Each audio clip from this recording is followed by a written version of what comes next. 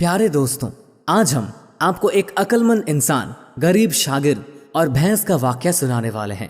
अक्लमंद आदमी ने भैंस की चोरी की, फिर क्या हुआ आइए बताते हैं। आप इस वीडियो को लाइक जरूर करें। तो बिना वक्त खराब किए शुरू करते हैं। कहा जाता है कि एक गांव में एक ज़हीन शख्स रहता था जिसकी जहानत और अक्लमंदी का डंका दूर दूर तक बजता था।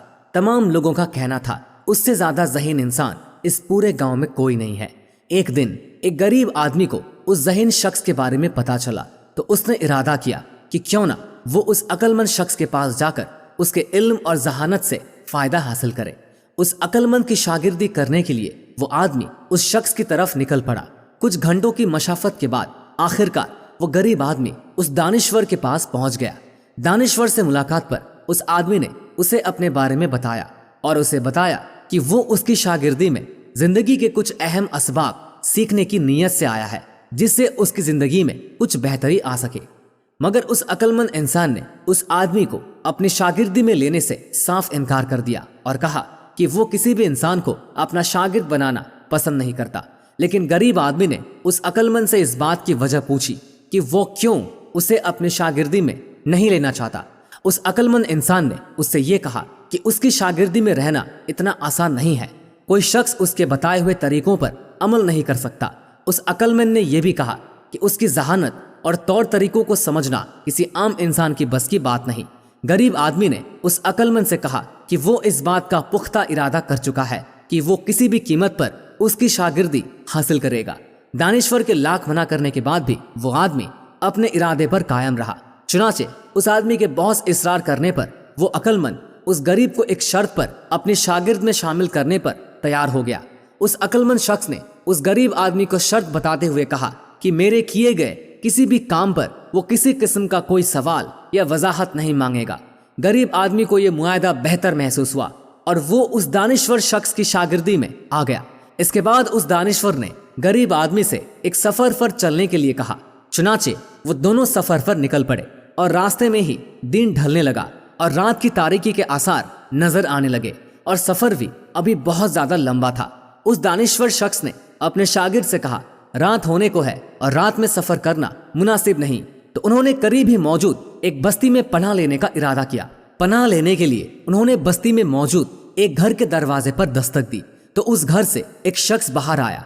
उस दानिश्वर शख्स ने उस आदमी से कहा कि हम मुसाफिर हैं और एक रात की पनाह चाहते हैं, जिस पर वो भला शख्स उन्हें अपने घर में पनाह देने पर राजी हो गया और उन्हें अंदर आने की इजाजत दे दी। उस शख्स के घर की हालत बहुत ज्यादा खराब थी और यूं मालूम होता था कि उसका गुजर बसर बहुत ही ज्यादा तंग दस्ती में हो रहा है। चुनाचे उस शख्स ने उनके सामने खाना भी पेश किया और उन्हें आराम करने को बिस्तर भी दिया। खाना खाने के बाद दानिश्वर शख्स ने उस आदमी से पूछा कि उसका काम काज क्या है, गुजर बसर कैसे करता है, जिस पर उस आदमी ने बताया कि घर के आसपास मौजूद मीलों तक जमीन उसके बाप दादा की मिल्कियत है और उसके पास एक दूध देने वाली भैंस मौजूद है। उस आदमी ने बताया कि वो दूध के 3 हिस्से करता है। एक हिस्सा वो खुद और अपने बच्चों के लिए रखता है, दूसरा हिस्सा बेचकर उससे कुछ अनाज ले आता है और तीसरे हिस्से के दूध की दही बना लेता है जिससे उसे घी मयसर हो जाता है। और इस तरह उसके घर का गुजर बसर उस एक भैंस के दूध से चल रहा है। उस आदमी की बात सुनकर दानिश्वर शख्स बहुत हैरान हुआ और उससे पूछने लगा कि तुम्हारे पास तुम्हारे बाप दादा की इतनी जागीर है, तुम उस जमीन पर कोई फसल क्यों नहीं उगा लेते। उस पर वो शख्स कहने लगा, मेरे घर का गुजर बसर इस भैंस के दूध से चल रहा है, मुझे क्या जरूरत है कि मैं इतनी मेहनत करूं और फसल उगाऊं। रात हुई तो उस शख्स ने दानिश्वर और उसके शागिर्द को आराम करने को कहा और खुद भी आराम करने चला गया। आधी रात का वक्त था। दानिश्वर शख्स ने अपने शागिर्द से कहा कि हमें अभी सफर पर निकलना है और इस आदमी की यह भैंस भी अपने साथ ले चलो। दानिश्वर की बात सुनकर उसका शागिर्द सोच में पड़ गया। उसने दानिश्वर शख्स से उस अमल की वजाहत पूछना चाही, मगर दानिश्वर शख्स ने उसे उन दोनों के बीच हुआ मुआदा याद करवाकर खामोश करवा दिया कि वो उससे कोई सवाल या वजाहत नहीं मांगेगा। वो लोग खामोशी से उस शख्स की भैंस को साथ लेकर वहां से चले गए। अगली सुबह जब वो दोनों अपनी मंजिल पर पहुंचे तो उस अक्लमंद इंसान ने उस भैंस को एक व्यापारी को बेच दिया और उससे हासिल होने वाली रकम आधी खुद रख ली और आधी अपने शागिर्द को दे दी।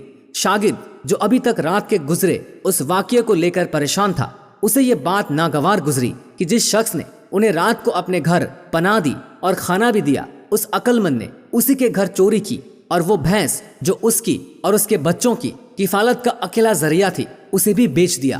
دانشور کے اس کام سے اس کے شاگرد کو بہت غم اور غصہ تھا۔ اس نے سوچا کہ شاید اس نے ایک غلط شخص کا انتخاب کیا ہے، اس لیے اس نے ارادہ کیا کہ وہ اب اس دانشور سے الگ ہو جائے گا، اور وہ دانشور شخص کو خیر آباد کہہ کر اپنے گاؤں واپس آ گیا۔ ابھی اس بات کو کافی وقت گزر چکا تھا، مگر اس غریب آدمی کو بار بار اس شخص کا خیال آتا جس کے گھر انہوں نے چوری کی تھی۔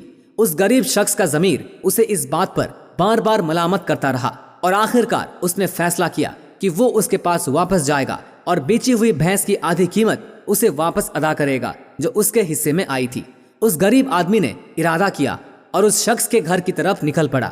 جب وہ غریب آدمی اس شخص کے گھر پہنچا تو وہاں کا منظر دیکھ کر دنگ رہ گیا۔ اس نے دیکھا کہ جہاں کچھ وقت پہلے ایک خستہ حال مکان تھا، آج وہاں ایک عالیشان گھر موجود ہے، اور گھر کے سامنے بہت سے مویشی بھی موجود ہیں، اور وہ زمین جو کچھ وقت پہلے تک بنجر پڑی ہوئی تھی اب یہاں پر بہت سی فصلیں تیار ہے۔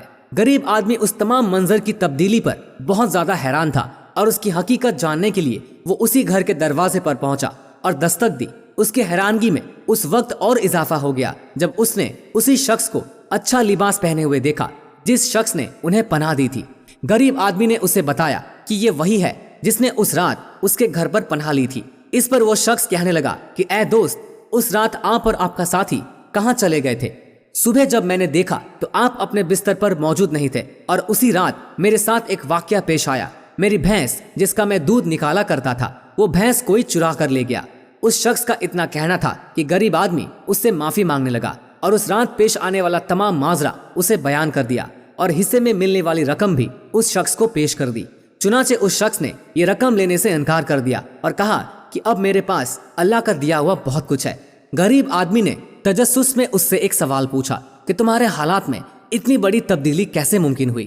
تم اتنے غریب تھے، آخر اتنے امیر کیسے ہو گئے؟ تو اس شخص نے بتایا کہ جس رات آپ دونوں نے میری بھینس چرائی تھی اس سے اگلے 2 دن میں کافی زیادہ پریشان رہا، غم میں مبتلا تھا، مگر جب مجھے احساس ہوا کہ میرے افسوس کرنے سے کچھ حاصل نہیں ہونے والا تو میں نے ہمت کی اور اپنے اس بنجر زمین پر محنت کرنا شروع کی، اور اللہ نے مجھے اس محنت کا یہ صلہ دیا کہ میں نے اس زمین پر بہت سی فصل تیار کی جسے میں نے بیچا۔ آج میرے پاس بہت سی دولت موجود ہے اور محض اس زمین پر کھیتی باڑی کر کے اپنا بہترین گزر بسر کر رہا ہوں۔ اس شخص نے کہا کہ جسے میں اپنی سہولت سمجھتا رہا، در حقیقت وہ میری مجبوری تھی جو مجھے بہتری کی کوشش سے روکی ہوئی تھی۔ آپ نے اس مجبوری سے مجھے آزاد کر کے آج اتنا قابل بنا دیا۔ شاگرد کو اب دانشور شخص کے اس عمل کی وضاحت مل چکی تھی، اور اسے اس بات کا اندازہ ہو گیا تھا کہ اس دانشور شخص نے وہ بھینس کسی برے ارادے سے نہیں چرائی تھی، بلکہ اس انسان کو اس کی حقیقی قابلیت دکھانے کے لیے ایسا عمل کیا تھا۔ دوستوں، اس کہانی کا مطلب ہرگز یہ نہیں ہے کہ آپ کسی کی کوئی چیز چرائیں اس کے پیسے اپنے پاس رکھ لیں، بلکہ اس کا اصل مقصد یہ ہے کہ آپ اپنی قابلیت کو